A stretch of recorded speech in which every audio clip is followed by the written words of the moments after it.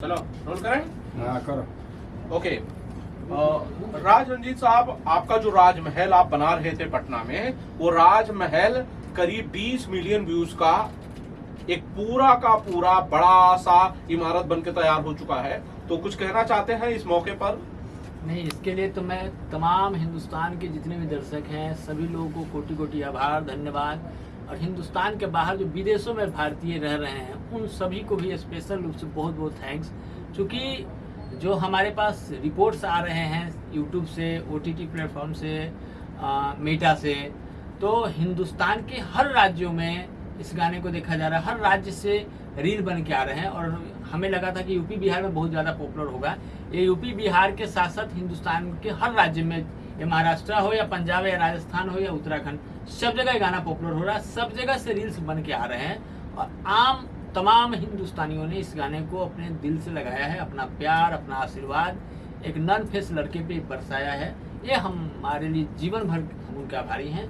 और जो 2 करोड़ से ज़्यादा लोगों ने अलग अलग प्लेटफॉर्म पे इस गाने को सुना है, देखा है, सब लोग अपने अपने घरों में, ऑफिस में, कार में, फैमिली के साथ बजा रहे हैं, एंजॉय कर रहे हैं, रील्स बना रहे हैं। तो इसके लिए दर्शकों का बहुत बहुत धन्यवाद कि आपने मुझे इस काबिल समझा, मेरे गाने को आपने इस काबिल समझा कि आपने इतना प्यार, इतना आशीर्वाद दिया। क्योंकि गाना रियली में बहुत बड़ा गाना था। बोलो खुश होगी जाने तू कितना में, राजमहल बना दूं पटना में। और गणेश आचार्य जी, इंडिया के सबसे बड़े लीजेंड कोरियोग्राफर, उन्होंने इस गाने को डायरेक्ट किया था। हमारे को स्टार युक्ति कपूर हमारे साथ थी। मैं उसमें मेल एक्टर का कैरेक्टर कर रहा था। अमित मिश्रा साहब ने इसमें अपना साउंड दिया, प्लेबैक किया है। कल्पना पटवारी जी स्वर कोकिला है, उन्होंने अपना स्वर दिया है। तो बहुत अच्छी ऑडियो, बहुत अच्छी वीडियो बनी है। कुणाल मिश्रा यूथ के अभी नए उभरते म्यूजिक डायरेक्टर हैं, इन्होंने अपना म्यूजिक दिया है। आर्यन मेहताब ने इसके गाने लिखे हैं। तो कुल मिला के गाना बहुत ही अच्छा बना हुआ है और दर्शकों ने उम्मीद से ज़्यादा within a week, within a 10 days, 18 June को गाना रिलीज हुआ था शाम में, और आज 28 और 29 तारीख को 2 करोड़ से ज़्यादा लोगों ने इस गाने पे जो प्यार बरसाया है वो बहुत बहुत ज़्यादा हमारे लिए हेल्पफुल है, थैंकफुल है। और उसके लिए हम कोटि कोटि आभार और धन्यवाद देते हैं। एक दिन में करीब 1 मिलियन से ज्यादा लोगों ने, 10 लाख से ज्यादा लोगों ने देखा। उसी एवरेज के हिसाब से 10 दिन में करीब 20 मिलियन लोगों ने इसे देखा हुआ है। मैं चाहता हूँ इस मजे को जरा डबल किया जाए। आपके साथ कुणाल मिश्रा जी हैं जो आपके संगीतकार हैं। हम सब लोग मिलके क्यों ना गाएं एक बार, खुश होगी बोलो खुश होगी सोना तू कितना में, राजमहल बना दूं क्या पटना में। बोलो खुश होगी जान बोलो कितना में, राजमहल बना दूं क्या पटना में। क्या बात है सर। तो आपका राजमहल के लिए ढेर सारी शुभकामनाएं, बधाइयां। राज भाई, जैसा कि हम पहले भी बात कर रहे थे कि आपका नया म्यूजिक लेवल है हर्ष म्यूजिक रिकॉर्ड्स। बहुत बड़े रिस्क का काम है कि भाई आपने 0 सब्सक्राइबर वाले चैनल में खुद का चैनल आपने लॉन्च करके और इस गाने को लॉन्च किया। जबकि आप चाहते तो इतने बड़े गाने को कोई भी स्टैब्लिश कंपनी रिलीज कर देती, आपको पैसे भी देती। आपने वैसा क्यों नहीं किया? देखिए क्या है कि अभी जो मार्केट की म्यूजिक इंडस्ट्री में जो पॉलिसी है वो हमारे हिंदुस्तान के लिए कहीं ना कहीं वो नेगेटिव चीज़ है कि आप नए सिंगरों को प्लेटफॉर्म नहीं देते हैं, नए म्यूजिक डायरेक्टर को आप प्लेटफॉर्म नहीं देते हो, नए एक्टर को नहीं देते हो। ऐसा नहीं कि मैं इस गाने को लेकर के नहीं गया, मैं इस गाने को लेकर के मैं नाम नहीं बोलूँगा, लेकिन 3-4 जो बड़ी मार्केट की कंपनियां हैं उनके पास गया और उनका ये कि गाना तो अच्छा है, गणेश आचार्य जी ने कोरियोग्राफ किया, बट म्यूजिक डायरेक्टर नाम ही नहीं है। फिर कोई कहता है कि सिंगर तो ठीक है बट एक्टर नहीं हो। तो मतलब कुल मिला के मार्केट में है कि सपोर्ट नहीं है कि टैलेंट को आप नहीं आने देना चाहते हो। चाहे टैलेंटेड एक्टर हो, एक्ट्रेस हो, म्यूजिक डायरेक्टर हो, लिरिक्स लिखने वाले लोग हो, आपका एक अपना साठगांठ है कि हम इतने ही लोगों को लेकर चलेंगे, इतने ही को लेकर चलेंगे। और आप कहीं ना कहीं हिंदुस्तान का टैलेंट मर रहा है। एक से एक टैलेंटेड लड़के हैं, एक से एक टैलेंटेड लड़कियां आज भी स्टेशन पे घूम रहे हैं, आज भी बाजार में धक्के खा रहे हैं।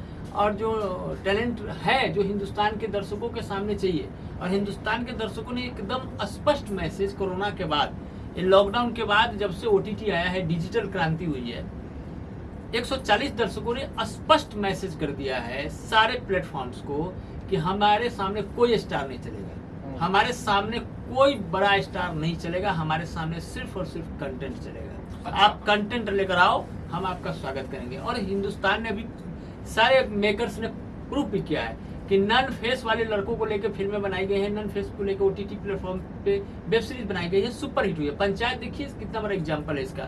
तो एक म्यूजिक इंडस्ट्री को भी समझना पड़ेगा कि आप इसके बड़े के नाम के आड़ में आप जो टैलेंट को खत्म कर रहे हो, टैलेंट को आप मार रहे हो, कि आप टैलेंट को आने नहीं दे रहे हो, तो ये कहीं ना कहीं गलत है। जिस तरह सुशांत सिंह राजपूत जी के निधन के बाद पूरे इंडिया में नेपोटिज्म को लेकर बहुत बड़ी भयंकर बवाल हुई थी, और तो कहीं ना कहीं इसके बाद सुधार हुआ। एक बार म्यूजिक इंडस्ट्री में भी इस पे पहल होने की जरूरत है कि म्यूजिक इंडस्ट्री की जो पॉलिसी है कि आप भाई अच्छे गानों को क्यों नहीं लाओगे। तो मैंने देखा जो भी इनकी पॉलिसी मुझे अच्छी नहीं लगी, तब मैंने कहा कि मैं अपना चैनल लाऊंगा और मैं हिंदुस्तान के किसी भी राज्य का, किसी भी जाति, किसी भी धर्म का लड़का होगा, लड़की होगी, अगर उसके अंदर टैलेंट होगा तो हम उसको प्लेटफॉर्म देंगे। और चूंकि मैं देने के लिए तैयार हूं, लेकिन लोगों को कैसे विश्वास होगा कि ये मुझे प्लेटफॉर्म देंगे, तो मैंने सबसे पहले अपने आप को डाला कि 40-50 लाख का गाना है गणेश चतुर्थी जी का किया हुआ, और एक बहुत बड़ा रिस्क था हमारे लिए एज ए प्रोड्यूसर भी, एज ए एक्टर भी। और मैंने गाने को लॉन्च किया है कि मैं चाहता हूं कि जितने बड़े घरों के दरवाजे टैलेंट के लोगों के लिए बंद हो गए हैं, उनको यह समझ में आना चाहिए कि हिंदुस्तान के जनता का स्पष्ट मैसेज है कि 0 सब्सक्राइबर हो या 1 करोड़ सब्सक्राइबर हो, गाना अच्छा होगा, कंटेंट अच्छा होगा, 10 दिन में 2 करोड़ लोगों का प्यार मिलेगा। मैं ये बिल्कुल समझ रहा हूँ राज भाई कि ना तो आपके परिवार से कोई फिल्मी दुनिया में था, ना कभी था, आप नए हो बिल्कुल इस इंडस्ट्री में। आपके गाने को, आपके काम को देखकर ही 2 करोड़ लोगों ने आपको आशीर्वाद दिया है। आपके पास ना कोई गोल्डन स्पून था, ना कोई बड़े डायरेक्टर प्रोड्यूसर के आप परिवार से आते हो। सवाल ये भी है कि आप इससे पहले 2018 में आपने एक फिल्म की थी, पहली नजर को सलाम। मुझे याद है कि मुंबई के एक होटल में बहुत बॉलीवुड के बहुत सारे स्टार्स आए थे, भोजपुरी सिनेमा के स्टार्स आए थे। उसके करीब 7-8 साल बाद आपने वापस कम बैक किया। 6-7 साल का गैप कैसे हो गया? नहीं, मैं 6-7 साल का गैप इसलिए लिया था कि जब मैं 2018 में फिल्म बनाया था, तो फिल्म तो मैंने बहुत अच्छी बनाई थी, लेकिन क्या कि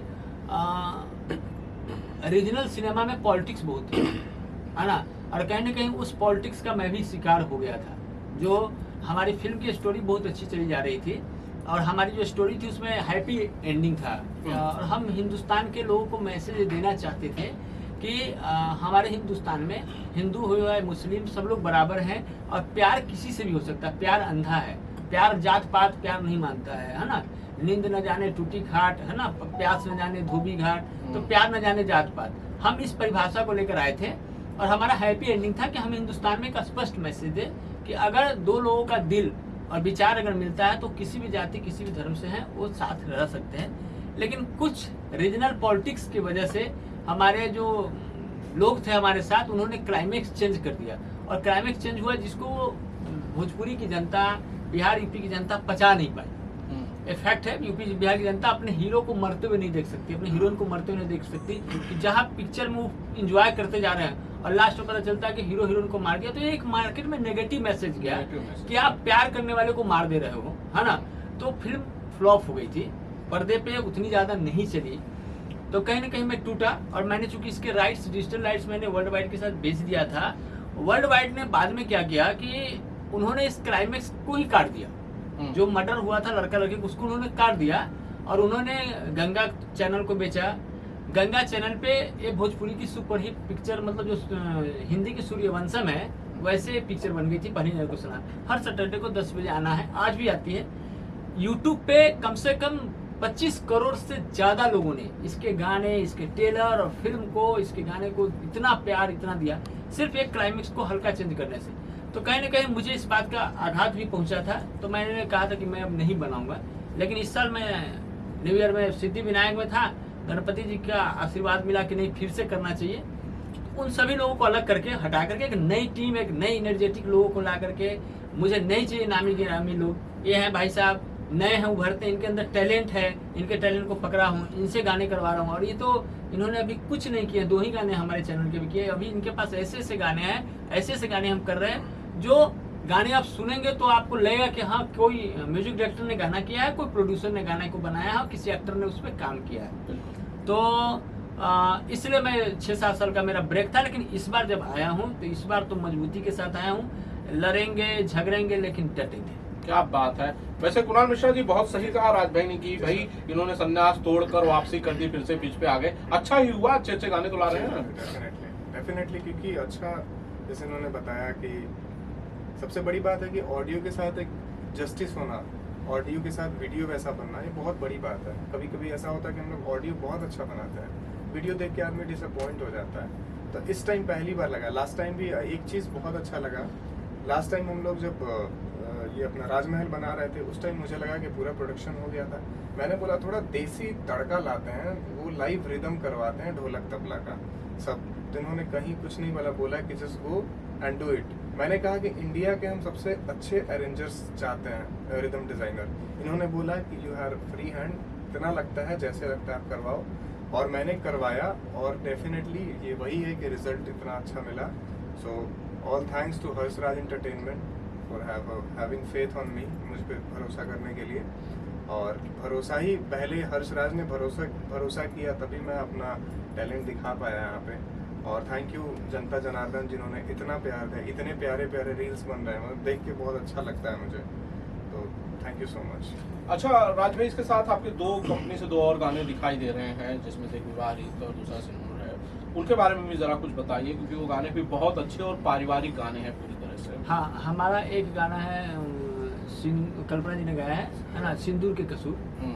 वो गाना है कि सिंदूरे हंसावे सिंदूरे रुलावे सिंदूरे के सारा कसूर। उसमें हमने दिखाया है कि किसी भी लड़की के मांग में जब सिंदूर पड़ता है तो सिंदूर पड़ते सारे रिश्ते नाते बदल जाते हैं। और जिस घर से बेटी की डोली विदाई होती है तो उस घर में पूरा सन्नाटा, अंधेरा, रुआसी छाई हुई रहती है। कट टू जिस घर में दुल्हन जाती है उस घर में पूरा जगमग, लाइट वाइट, रिश्तेदार, नाच ढोल गाना सब होता है, मिठाइयाँ। तो थॉट ये है कि सिंदूरे हंसावे सिंदूरे रुलावे सिंदूरे के सारा है कसूर। दूसरा गाना हमने लाया विवाह रीत। इसमें हमने लाया कि चूंकि जरीना मैम का एक स्टेटमेंट में कहीं पढ़ रहा था, जिसमें उन्होंने कहा कि बॉलीवुड से फैमिली गायब हो रही है। तो कहीं ना कहीं मेरे दिमाग में ये चीज़ था। तो मैं जैसे राष्ट्रीय प्रोडक्शन की फिल्में में आप गानों में देखेंगे फैमिली को, यस राज की फिल्मों में आप देखेंगे पंजाबी के कल्चरों को उन्होंने बहुत अच्छा से दिखाया है, फिल्मों में फिल्माया भी है। तो हमारे मन में आया कि मैं भी इस तरह से फैमिली को लेकर आता हूँ और मैंने नॉर्थ की कल्चर को दिखाया है। क्योंकि पूरे हिंदुस्तान में चाहे किसी भी इंडस्ट्री में आप चले जाएं, भोजपुरी को लेकर एक थॉट बना हुआ कि भोजपुरी में सिर्फ अश्लील और वल्गर गाने बनते हैं। भोजपुरी के गाने आप परिवार के साथ बैठ के नहीं देख सकते हैं। तो मैंने उस थॉट को तोड़ा है। मैंने दिखाया लोगों को कि आप जो जानते हो, जो पढ़े हो, जो सुने हो, जो आपने देखा है, हमारा कल्चर वो नहीं है। हमारा कल्चर ये है, ये बिहार है, यूपी है, डॉक्टर राजेंद्र प्रसाद जी की धरती है, चौधरी चरण सिंह जी की धरती है। हम पूर्वांचल से हैं, हमारा ये कल्चर है। हमारे घर की माँ बहनें जब शादी होती है तो ऐसे गाती हैं। हमारे घर में हल्दी ऐसे होता है, मेहंदी ऐसे होता है। हमारे घर में बहन की जब विदाई होती है तो उस समय का ये मोमेंट होता है। और थैंक्स ऑडियंस, मैं पूरे हिंदुस्तान के जनता जनार्दन को, दर्शकों का एकदम कोटि कोटि आभार धन्यवाद करता हूँ कि मेरे थॉट को लोगों ने समझा। लोग कमेंट कर रहे हैं कि ऐसे गाने तो विलुप्त हो रहे थे, ऐसे गाने सुन के लगता है कि अभी भी हमारी संस्कृति जीवित है, हमारा कल्चर जीवित है। और जरीना मैम इतनी बड़ी हिंदुस्तान की लीजेंड, और उन्होंने इस गाने में माँ की भूमिका करी है। पल्लवी सिंह भोजपुरी की एक्ट्रेस है, इन्होंने इसमें दुल्हन का कैरेक्टर किया है, बहुत अच्छा इन्होंने निभाया है। इसके म्यूजिक डायरेक्टर कुणाल मिश्रा जी हैं और इसमें पवन महेंद्रू जी हैं, लड़की के पापा का कैरेक्टर, बहुत ज़बरदस्त कैरेक्टर उन्होंने किया है। रमेश गोयल जी लड़के के पापा का कैरेक्टर किए हैं, देवेंद्र जी हैं जो दूल्हा का कैरेक्टर किए हैं, और रवि वर्मा है। मतलब तमाम लोगों ने इसमें किया है। और इस गाने को अलका झा भी गाई हैं, कल्पना जी भी गाई हैं, और कुणाल मिश्रा ने भाई का जो आवाज़ है वो उन्होंने दिया है। और इस कल्चर को हमें जिस चीज़ का इंतजार था कि आम बॉलीवुड से लेके मलयालम से लेके पंजाबी, साउथ, सब जगह हमारे कल्चर को लोग एक्सेप्ट करें, और लोगों ने एक्सेप्ट किया है। हमारे पास जो कमेंट आ रहे हैं, लोगों के फोन कॉल्स आ रहे हैं, लोगों के रिव्यू आ रहे हैं कि आपने मस्त गाना बनाया है, बहुत अच्छा गाना है। बहुत दिन बाद लग रहा है कि राजश्री के गाने देख रहे हैं, एक अच्छी हिंदी फिल्म का गाना देख रहे हैं। तो ऐसे हमने किया है। आपके गाने की हीरोइन भी है सनी जी, इनको भी हम इनवाइट कर लेते हैं। सनी शिफ्ट करना होगा सनी के लिए, नहीं चलिए, आएगा, प्लान आ जाएगा। तो सनी यहाँ पे ले लीजिए, यहाँ पे ले लीजिए, थोड़ी देर के लिए आप